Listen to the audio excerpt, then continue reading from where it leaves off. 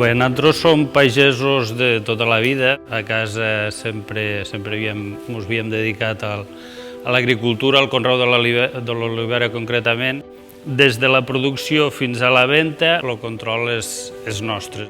Nosaltres al camp fem servir moltes tècniques tradicionals, combinades amb tècniques més modernes, però també al molí tenim, per exemple, maquinària que està adaptada del món de la vinya, o, per exemple, conservem també el que és l'oli en dipòsits a temperatura sempre controlada.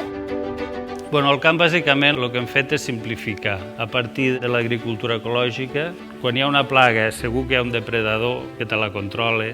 Llavors hi ha l'altra part, que és de manteniment de l'arquitectura rural. Nosaltres, en el tema d'eficiència, sobretot energètica, des dels inicis hem sigut una fortalesa o una motivació que tenim. Vam començar amb una càmera frigorífica que funciona amb geotèrmia.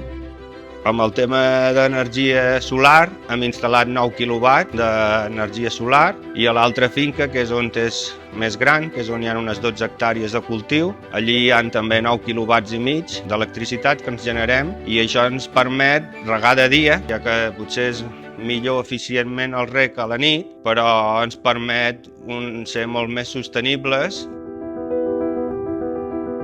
A la pràctica ecològica utilitza menys recursos externs, menys recursos fòssils, per dir alguna cosa.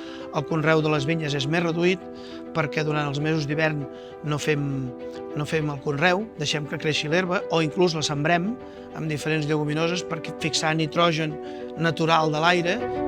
En el cas nostre, el 40% de tot l'any és autoproduïda per fotovoltaica i el 60% restant el produïm amb un molí col·lectiu que tenim, que és l'únic molí col·lectiu que hi ha al sud d'Europa. La utilització de varietats resistents i el projecte BRIAC, que és buscar varietats resistents filles de les nostres varietats, també va en aquesta direcció de reduir en un 90-100%, entre 90 i un 100%, tots els productes agroquímics que fem servir, inclosos coure i sofre. És una revolució que ens arribarà en pocs anys i l'estem liderant nosaltres també, no?